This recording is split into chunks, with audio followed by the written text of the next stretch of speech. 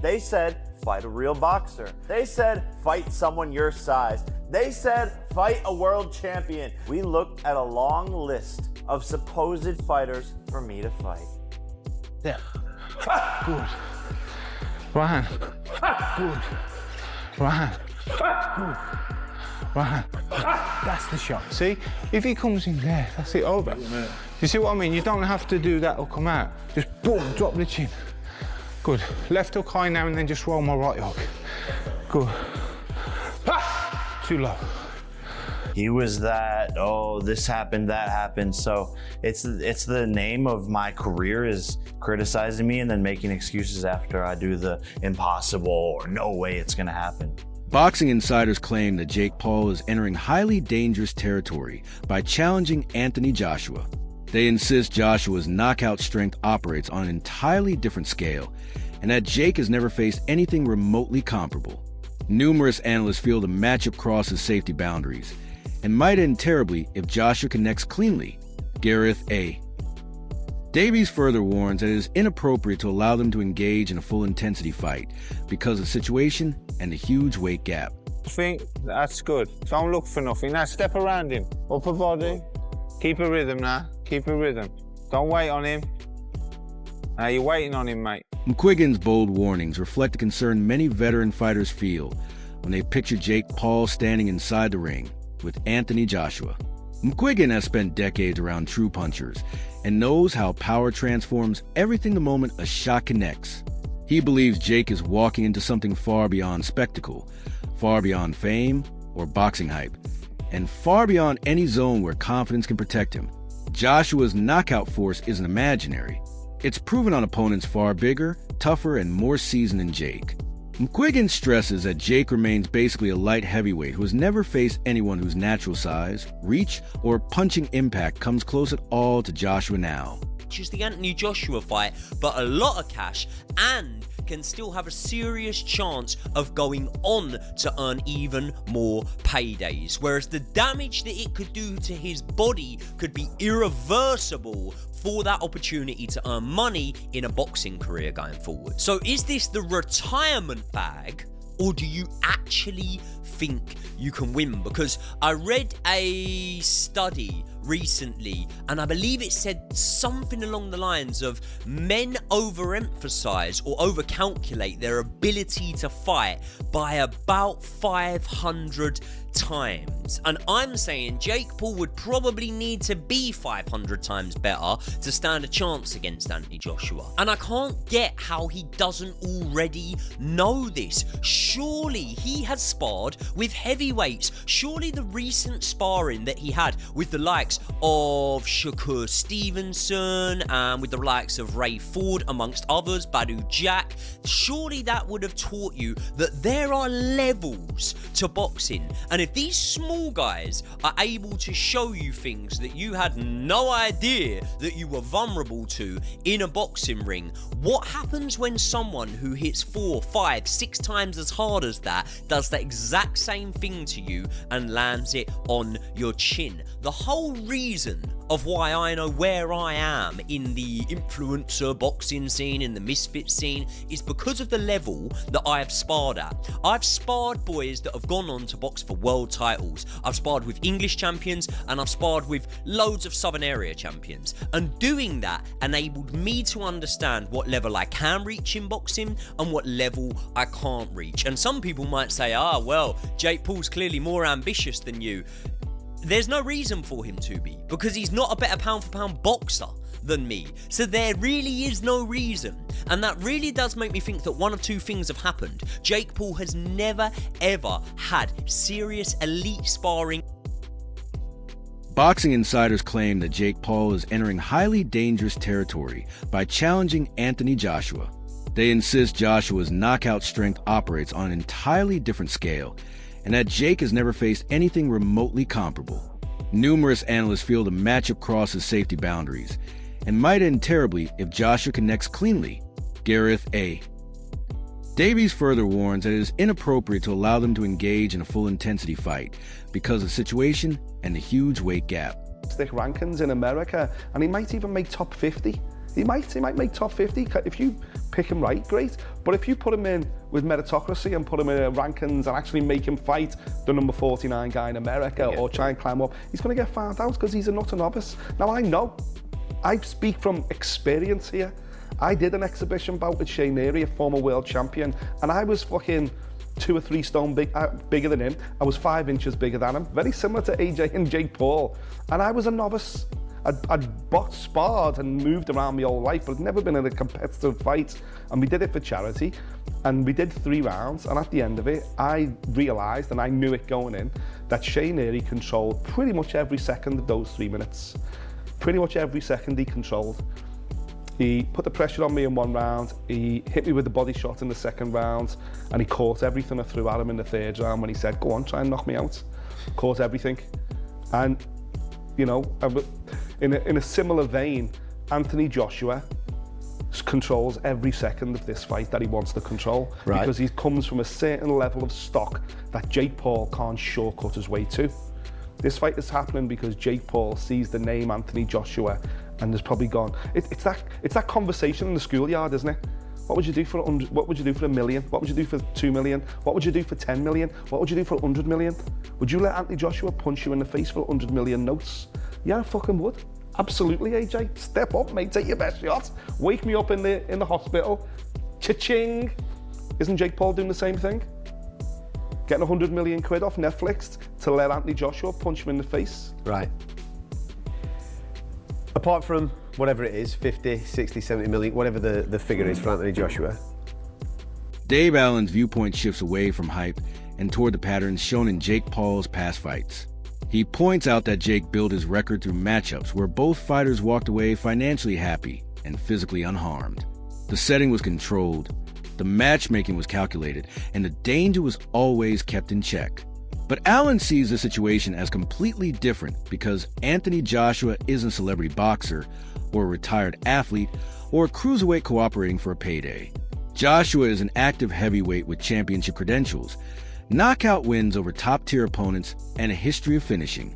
So whatever is making Jake take this fight, and I don't think it's healthy for him at all. I think this is going to be one-way traffic. I think AJ is going to hurt him very badly. And speaking of the insanity of this thing, here is what the first line is. Jake as a plus 800. I have a feeling that's going to shift even more toward AJ at minus 1,500. Because again, how could you even see Jake winning this fight? Where is the possibility for Jake to actually get it done? I mean, look at this picture from them playing paintball a couple of years ago, I guess, or I don't know if it was paintball, but some sort of airsoft like gunfighting. But look at the difference in the size. And I get it, you know, size doesn't just win fights, but AJ doesn't just have the size. He is more experienced at the highest level. He has fought guys that are smaller than him and are more experienced and better than Jake is. Again, Alexander Usyk twice. What better experience? I know Usyk is southpaw, but what better experience to get you prepared to fight a smaller guy than to fight the best, smallest guy coming up to heavyweight in Usyk that you could find. Yes, AJ is plotty and he's maybe a little stiff and maybe his chin is not what it used to be, but that's still Anthony Joshua. So Nikisa Badarian did an interview with Sky Sports, Jake Paul's manager and co-founder of MVP. He had some things to say about the fight. Obviously, they're going to do a massive press tour around this thing. Let's take a look and listen at why Nikisa, maybe a hot take, says that Jake Paul and Anthony Joshua is more winnable for Jake Paul than Gervonta Davis would have been. How dangerous is this for Paul? This is a more dangerous fight than Gervonta Tank Davis, but it's a more winnable fight than Gervonta Tank Davis. Gervonta was small, fast, super skilled. That is a fucking hot take. I don't know if that's crazy, but it's a hot take. Let's hear his reasoning. Gervonta was small, fast, super skilled. Joshua is big, heavy puncher, but not as evasive. So I think if Jake has the right game plan, he has a pretty good shot of winning this fight. That's crazy. Now, first off, a winnable fight with Gervonta Davis. It was an exhibition, so, wins and losses, we weren't really going to be able to count there. But saying that it is a risky but more winnable fight, it's so hard to get on board with even the thought of Jake winning this. Like, there's only really, I think, one, maybe two avenues where Jake possibly can in some way win it. But when Nikisa says it's a more dangerous but also more winnable. The only thing my mind jumps to is Jake is going to have to stand in front of Anthony Joshua, a literal destroyer at heavyweight, a literal one punch, send you to the hospital, potentially end your career puncher at heavyweight, and take the risk of eating that punch just to land a punch that potentially could knock AJ out. That is why the risk and reward factor, I have to. Chris Algieri's viewpoint centers on consistent performance patterns Joshua has shown throughout his entire career. He explains that Joshua has repeatedly delivered exactly what people expected based on his opponent's ability level and tactical danger. When fans predicted quick destruction, Joshua usually delivered quick destruction. When they expected steady control, he produced calm, technical wins. Algieri argues that this history is the reason many believe Joshua could stop Jake Paul in 90 seconds if he decides to apply pressure right away. From this angle, if an outcome like that doesn't happen, the legitimacy of the event will immediately be doubted. And then number two, it's like, I want him to feel what it's like to be in there with a big, strong, world-class heavyweight before the day, because I don't want him to get hit with the first jab and it's a whole new sensation. So, and you never know. You know, I think there's some game plans that he could cause a bit of trouble. Do you know what I mean? But no, I'm gonna stop you. I have to. No, you tell me now. Then Lawrence Okoli, former multi-time world champion. I'm being saying serious because I think Jake is brilliant for the sport, and what he's done for especially the women's game, and what he is. I think he's fantastic, and he's showing other boxers coming through. Look where I've got from this. So you tell me now, in terms of a game plan, what you think. There's three I see. One of which is, bear in mind, AJ is not I'm gonna come out and get this over in one round kind of guy. He does do it, don't get me wrong, but that's based off of other people's work. So when you see AJ versus Ngannou and him were having a fight before AJ started landing the great right hands off of Ngannou going southpaw. I don't think AJ's first instinct is to go in and go double jump, uppercut, left hook to the foot and rip into people. He likes to box. He's a natural boxer. So I think he's gonna be just going through stuff. He hasn't been in the ring for over a year. He's gonna be, popping jabs. Chris Algieri's viewpoint centers on consistent performance patterns Joshua has shown throughout his entire career. He explains that Joshua has repeatedly delivered exactly what people expected based on his opponent's ability level and tactical danger. When fans predicted quick destruction, Joshua usually delivered quick destruction. When they expected steady control, he produced calm, technical wins. Algieri argues that this history is the reason many believe Joshua could stop Jake Paul in 90 seconds if he decides to apply pressure right away.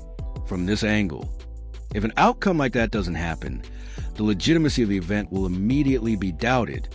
Mate, I think it's dangerous. Yeah, I genuinely think it's dangerous. Well, but that's putting a world heavyweight champion. And then the cynic, top 4 or 5 fighters in the world. Then the cynic in me tells me, who's never had a proper fight. Right, the cynic in me straight away goes, I think AJ's probably going to be told. And I don't know this. Don't go heavy on him the first. No, he can't afford to do that. Anthony Joshua can't afford to do that. Okay, well, that's where I'm wrestling with my own mind right now. You asked me the question. How do I feel about it? I don't know what to make of it, mate. I seriously don't know what to make of it. I seriously don't. I think it's a joke. Yeah, I don't know what to make of it. I'll watch it because I don't know whether I will, Jay. Honestly, I probably will close to vote. Right now, I don't know whether I will. I don't know whether I will, honestly. I didn't watch. Was it Jake Paul that fought? Who did he fight? Mayweather. No, Mayweather. I didn't watch that. Who fought Mayweather? Oh, it was. I tell you, it was.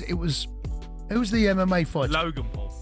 The one that you didn't know the name of yet. Logan Paul, right? He fought Floyd Mayweather. I didn't watch that one either, right? I know, but Jake Paul's got a bit more boxing credentials.